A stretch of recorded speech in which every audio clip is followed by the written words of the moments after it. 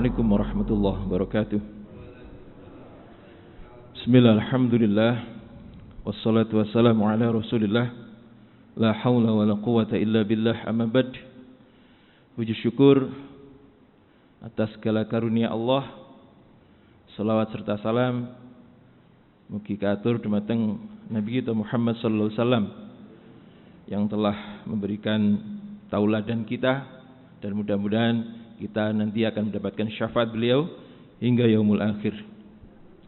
Para jamaah rahimakumullah, kita lanjutkan bahasan tentang bagaimana orang-orang Yahudi setelah perang Bani Nazir itu, kemudian terakhir perang Bani Quraidah, mereka terus memprovokasi suku-suku yang berada di sekitar Madinah untuk menyerang kaum muslimin.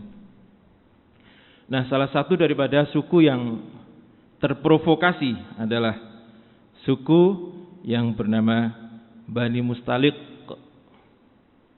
yang ketuanya atau pimpinannya namanya Al-Haris bin Abi Dzirar. Al-Haris bin Abi Dzirar. Maka Al-Haris ini kemudian mengumpulkan kaumnya, mengumpulkan orang-orang yang ada di bawahnya untuk memerangi kaum muslimin. Maka ketika Nabi mendengar berita tersebut, beliau menyuruh seorang sahabat, yaitu Buraidah bin Husayb. Buraidah bin Husayb. Ini gak begitu terkenal nama ini. Untuk mengecek kebenaran berita tersebut. Maka setelah Buraidah ini yakin, setelah Buraidah pergi ke Bani Mustaliq dan yakin bahwa itu memang benar, maka beliau segera kembali dan melapor kepada Nabi bahwa berita itu memang benar. Maka Nabi segera menyiapkan pasukan untuk meredam Bani Mustaliq yang akan menyerang Madinah. Maka ketika dua pasukan sudah berhadapan-hadapan, sudah saling melempar anak panah, kemudian terjadilah peperangan yang hanya sekedap saja. Bani Mustaliq ini kemudian gentar dan menyerah. Maka setelah menyerah, wanita dan anak-anak kemudian menjadi tawanan kaum muslimin. Nah, di antara tawanan itu ada seorang wanita yang bernama Barrah binti Haris, yaitu putri dari ketua sukunya. Putri sinten Bapak? Al-Haris bin Abi Dzirar. Namanya Barrah. Barrah bin Haris bin Abi Dzirar. Nah, Barrah ini menjadi tawanan seorang sahabat yang bernama Sabit bin Qais.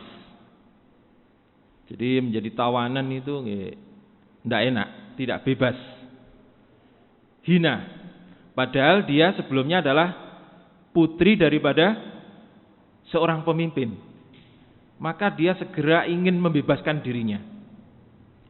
Namun Sabit bin Qais ini mau membebaskannya dengan catatan harus membayar tebusan berupa uang. Nah, suatu hari Nabi berada di rumah Sayyidatina Aisyah. Barrah ini langsung masuk ke rumah dalam keadaan gemetaran. Sementara Nabi berada di kamar. Nah, kemudian Sayyidatina Aisyah yang melihat ada seorang wanita yang cantik mau menghadap Nabi, perasaan kewanitaannya langsung timbul. Langsung merasa tidak senang. Kenapa merasa tidak senang? Cemburu. Langsung cemburu ini. Kemudian Sayyidatina Aisyah masuk mengatakan kepada Nabi bahwa ada seseorang yang ingin menghadap beliau. Maka ketika sudah berhadapan-hadapan dengan Nabi, sambil melas mengatakan, "Wahai Rasulullah, aku adalah putri dari Al-Haris bin Abi Dzirar." seperti yang telah kau ketahui, aku jatuh menjadi bagian milik daripada Sabit bin Qais, dan aku ingin menebus diriku dengan cara mengangsur. Jadi dengan cara mengangsur, karena memang tebusannya rodok lumayan. Sementara kaumnya baru saja kalah perang, sehingga hartanya biasanya diambil ketika kalah perang itu. Aku datang untuk meminta bantuanmu wahai Rasulullah untuk memerdekakanku. Itu yang dikatakan oleh sinten wau Pak? Barrah. Nah, melihat ada wanita yang mengiba dan beliau tahu bahwa tak akan ada seseorang pun yang bisa menolong, sebab semua kaumnya posisi dalam keadaan tidak punya apa-apa dan hampir semuanya ditawan, beliau pun merasa iba. Maka kemudian beliau bertanya, maukah kau menerima pilihan yang lebih baik daripada permintaanmu? Apa itu wahai Rasulullah? Katanya Barrah ini, aku akan melunasi biaya kebebasanmu dan aku akan menikahimu. Itu kata Nabi. Maka seketika wajah Barrah ini kemudian berbinar-binar. Ia membayangkan akan segera bebas dari kehinaan dan bahkan menjadi istri daripada seorang yang paling mulia. Maka ia segera menjawab, baik wahai Rasulullah, saya mau.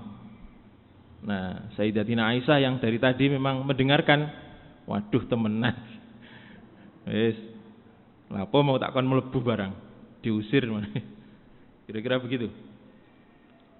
Memang di antara istri Nabi yang paling pencemburu adalah Sayyidatina Aisyah, di antara istri-istri yang lain. Maka suatu malam itu yang sebenarnya giliran Sayyidatina Aisyah, Nabi kok malam-malam kok belum pulang dari rumahnya Sayyidatina Sofia. Begitu pulang, apa yang pertama kali dipegang? Napa gitu? Meraba rambutnya, Pak. Untuk apa? Mari keramas apa enggak ini? Nah, kira-kira begitu. Itu adalah Sayyidatina Aisyah. Jadi malam-malam baru pulang dari rumahnya istri yang lain. Ini terus diraba rambutnya. Keramas apa enggak? Itulah Sayyidatina Aisyah. Dan termasuk kecemburuannya adalah kalau kita mau masuk kuburan, itu kemudian ada doa, Assalamualaikum dzara qaumi mu'minin wa atakum ma tu'aduna ghadan muajjaluna wa inna insyaallah bikum lahiqun. Itu doa sebelum masuk kuburan. Itu yang meriwayatkan adalah Sayyidatina Aisyah. Kenapa? Ya karena cemburu. Malam-malam waktunya di rumah Sayyidatina Aisyah, kok Nabi tiba-tiba keluar. Nah ini mesti mau ke istri yang lain. Ditutno akhirnya. Begitu ditutno ternyata Nabi pergi ke pemakaman Baqi. Nah di saat itulah kemudian Nabi berdoa ini, Assalamualaikum dan seterusnya. Saking penasaran nih, mungkin mesti mau ke rumahnya. Waktu itu yang dicurigai adalah Zainab binti Jahsh. Nah, untuk memastikan pada duga itu kemudian diikuti. Ternyata ke makam Baqi. Nabi rindu kepada sahabatnya yang telah gugur. Kira-kira ngoten. Nah, para jamaah rahimakumullah, itulah kehidupan istri Nabi, kehidupan sahabat. Seperti kita semuanya ini punya rasa cemburu dan lain-lain sebagai manusia. Tetapi mereka, istri-istri Nabi, para sahabat itu mampu mengontrol dirinya, mampu mengontrol sifat kemanusiaannya berdasarkan tuntunan ajaran Islam, sehingga mereka mampu menggapai kemuliaannya. Itu bedanya dengan kita. Jadi sama mereka dengan kita, sahabat dengan kita itu sama. Jadi jangan sampai punya alasan yo wong sahabat, yo wong nabi. Nabi ya pantas saya dan seterusnya. Nah, para jamaah rahimakumullah, maka kemudian Barrah ini dalam penguasaan Nabi. Yang selanjutnya oleh Nabi namanya diganti menjadi Juwairiyah binti Haris. Sinten mau Pak? Juwairiyah binti Haris. Setelah beberapa waktu, kemudian ayahnya yaitu Al-Haris ini datang menemui Nabi untuk menebus anaknya. Maka beliau mengatakan, bagaimana menurutmu jika aku memberi pilihan kepadanya, kemudian dia memilih yang lebih baik? Tentu saja Haris mengatakan, oke, tidak apa-apa kalau misalnya ada pilihan yang lebih baik. Kira-kira ngoten. Maka Al-Haris ini menemui putrinya, dan putrinya menjawab, aku memilih Allah dan Rasulnya, katanya. Dengan kata lain, memilih masuk Islam. Itu yang dikatakan oleh Juwairiyah, yang namanya awalnya adalah Barrah.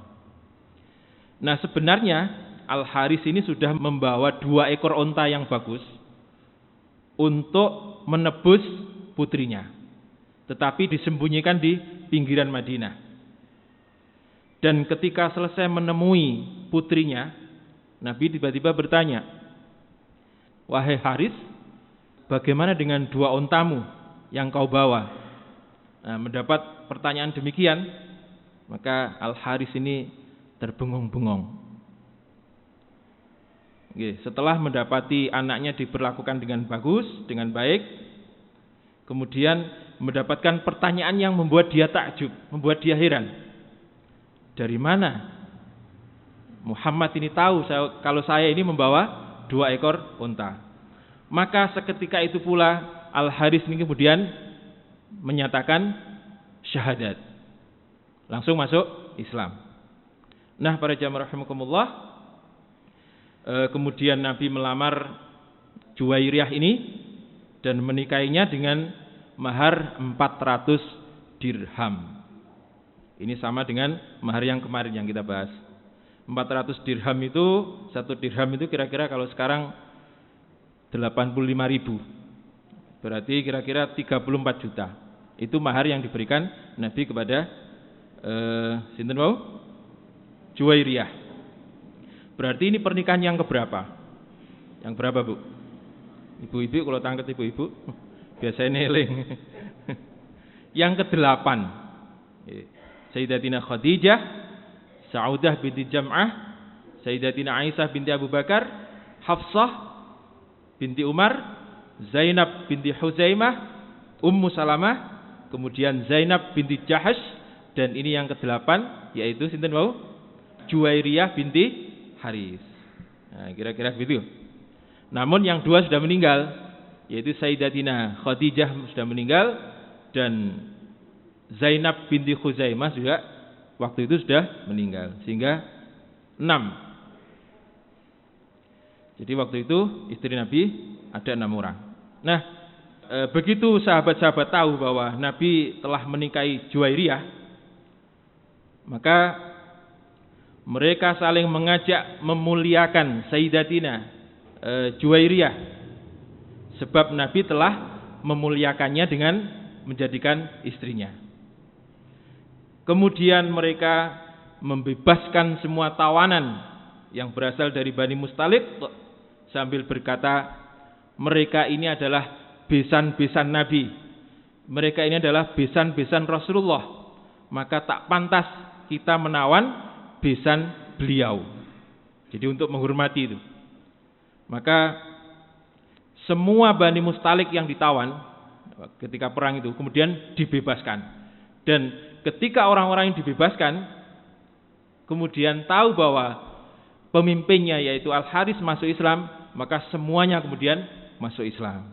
Itu kira-kira demikian. Jadi mendengar pernikahan tersebut sekaligus keislaman dari pemimpin mereka, orang-orang Bani Mustalik pun semuanya menyatakan keislamannya. Maka sejarawan mengatakan Tidak ada seorang wanita pun yang lebih besar berkahnya bagi kaumnya melebihi dia. Sinten wau? Juwairiyah. Karena pernikahannya dengan Rasulullah, semua keluarga Bani Mustalik dimerdekakan dan mereka masuk Islam. Kira-kira ngoten. Nah, para jamaah rahimakumullah, di perang Bani Mustalik ini pula terjadi fitnah yang luar biasa. Orang-orang munafik memfitnah Sayyidatina Aisyah telah berbuat serong dengan seorang sahabat yang dikenal dengan peristiwa Haditsul Ifki. Nah, bagaimana terjadinya peristiwa tersebut akan kita bahas pada pertemuan yang akan datang. Demikian, kurang lebihnya mohon maaf, mudah-mudahan manfaat. Wassalamualaikum warahmatullahi wabarakatuh.